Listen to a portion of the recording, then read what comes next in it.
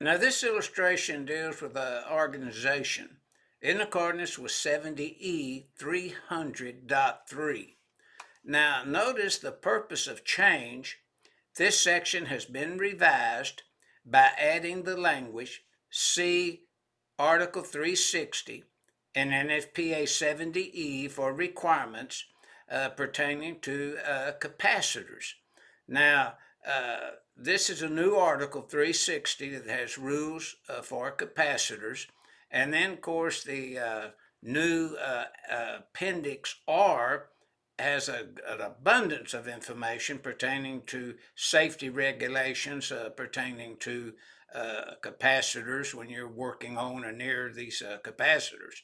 Now, notice special equipment with capacitors is 70E Article 360 on page 53.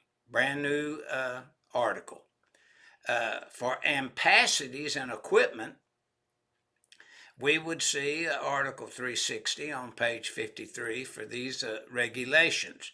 Now, notice special electrical equipment in the workplace is what we're dealing with here.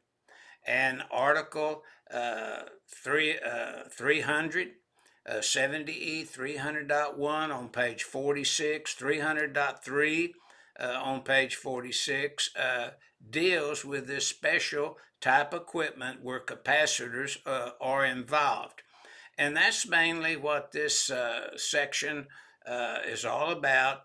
And the revision in 300 was to recognize that capacitors will have stored energy that could be released on a person if it's not automatically released or manually released.